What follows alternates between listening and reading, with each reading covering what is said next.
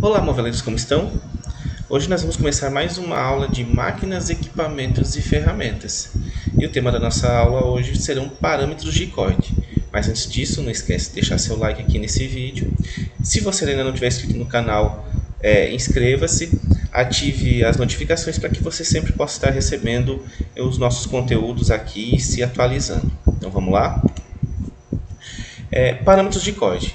Os principais parâmetros aplicados a operações de fresamento, e essas operações também são estendidas às operações de corte e furação, para centros de usinagem para madeira, são dois: a velocidade de corte e a velocidade de avanço. Então agora a gente vai conhecer cada um deles e, claro, a gente vai ter uma ideia inicial de como conseguir calcular cada um desses dois parâmetros. Velocidade de corte. Então, define-se velocidade de corte periférica do dente da ferramenta em metros por segundo. Então, quando a gente trabalhar em velocidade de corte, a gente já sabe que o parâmetro aqui, a unidade de medida, é metros por segundo. É fundamental que a ferramenta trabalhe com a velocidade adequada. Então, quando eu pensar em velocidade de corte, eu tenho que estar pensando no deslocamento do dente em relação à peça que está sendo usinada, sendo ela fresada, sendo ela cortada ou sendo ela furada. Como norma geral, a velocidade de corte se relaciona com o diâmetro externo da ferramenta, o tipo de material dessa ferramenta, como a gente já viu em aulas anteriores, que existem vários tipos de materiais nos quais essa ferramenta pode ser constituída, e o material que vai ser processado. E a gente também sabe que existem diversos tipos de materiais, para trabalhar com material mais macio, material mais duro, enfim. E também que tipo de acabamento eu desejo nessa minha peça depois desse processo de usinagem, que o acabamento influencia bastante. Se eu tenho processo de usinagem que ele é mais grosseiro, que posteriormente teria um processo de acabamento, é claro que aí eu posso ter um acabamento não tão rebuscado, posso ter um acabamento mais simples, tá? Um acabamento mais grosseiro. Agora, se eu estou trabalhando com um processo de fabricação mais finalizado, eu preciso de um acabamento melhor. Então é claro que eu vou ter esse acabamento de acordo com a configuração aqui, ferramenta, velocidade de corte e material que está sendo usinado. Como é que a gente calcula? Então a gente tem aqui a seguinte fórmula, a seguinte equação, bem simples, bem tranquila nesse momento, onde a velocidade de corte ela vai ser igual a π, e a gente vai usar aqui para os nossos cálculos π igual a 3,14, tá? Dentro desses padrões, D maiúsculo, que é o diâmetro da ferramenta. E onde que eu encontro o diâmetro da ferramenta? No catálogo técnico dessa ferramenta que você vai utilizar.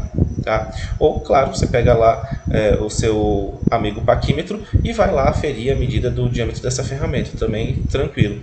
E, é claro, a rotação do eixo porta-ferramentas, que aí também é informação técnica que você encontra no manual técnico da máquina.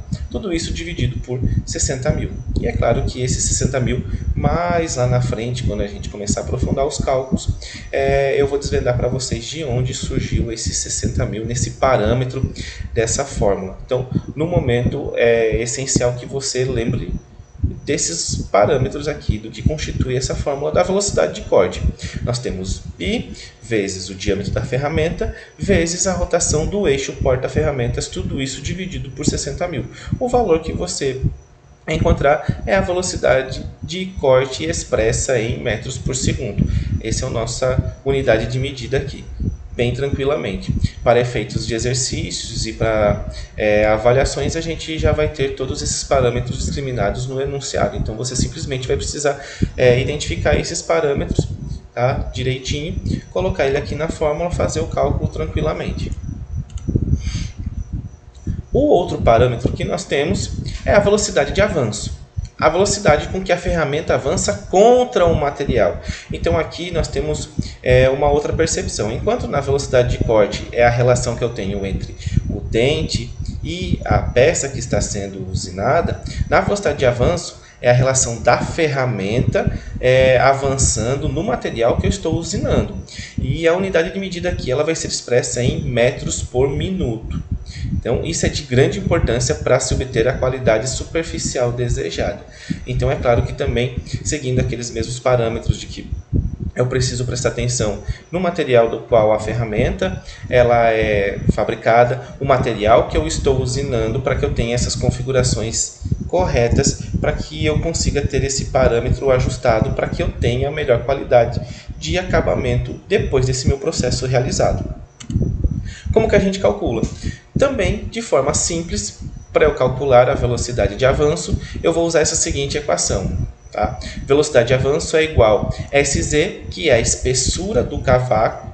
Então a gente vai entender como é que funciona essa espessura do cavaco e nas próximas aulas que seguem a gente vai conhecer como que calcula essa espessura do cavaco, onde nós temos Z, que é o número de dentes dessa ferramenta, também muito importante para esse nosso cálculo, e N, que é a rotação do eixo porta-ferramentas.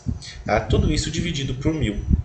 E também, quando a gente aprofundar os cálculos, eu vou dizer para vocês de onde surge esse parâmetro de 1000, por que é dividido por 1000. Nesse momento, se atente a essas informações básicas, seja objetivos, use o básico. Então, nós temos aqui velocidade de avanço igual à espessura do cavaco, multiplicado pelo número de dentes da ferramenta, multiplicado pela rotação do eixo porta-ferramentas. Assim como na velocidade de corte, esses parâmetros eles vão ser encontrados para efeitos didáticos nas nossas atividades, né, e no enunciado das nossas avaliações, tranquilamente. Tá?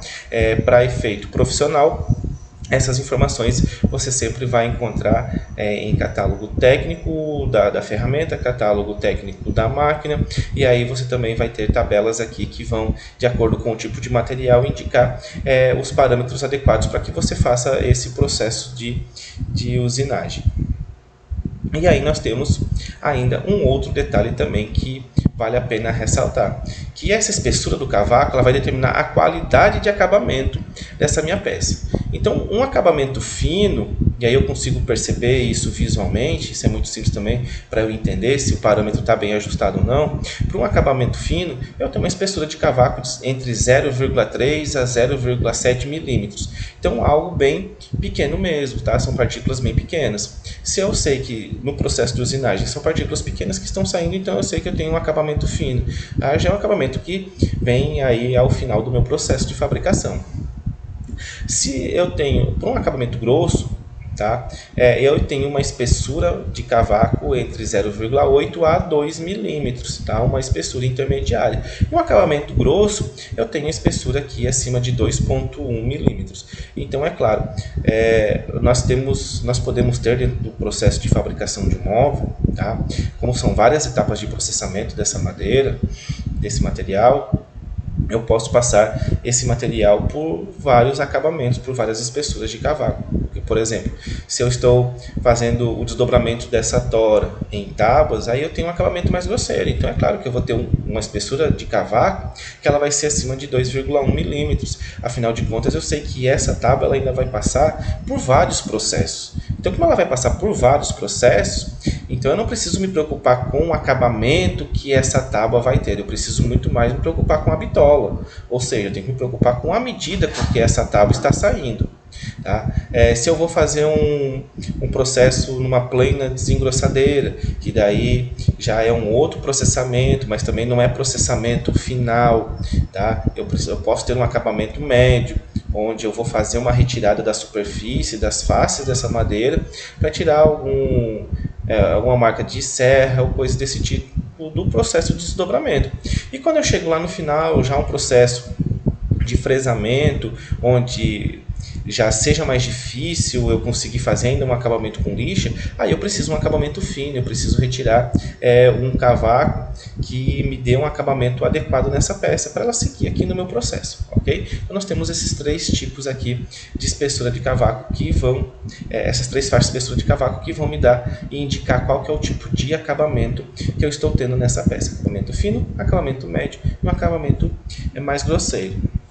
Ok? Se você ficou com dúvidas ainda depois dessa aula, você deixa seu comentário aqui nesse vídeo ou você entra no nosso canal no Telegram, lá tem uma caixa de diálogos para que você possa tirar suas dúvidas, tá? Que você possa interagir comigo, ou você pode mandar mensagem aqui no WhatsApp, ou também via direct no Instagram, tá ok? Aí que tem uns meios de comunicação para que a gente possa estar sanando essas dúvidas, tá? Fiquem à vontade. Novamente eu repito para vocês, deixe seu like aqui no vídeo se você gostou, se ele é relevante para você, faça com que o YouTube considere esse vídeo interessante para você, tá? Se inscreva no canal, deixe ativado as notificações para você sempre estar recebendo aqui essas aulas, para que você vá atualizando aqui seus conhecimentos. E conte comigo.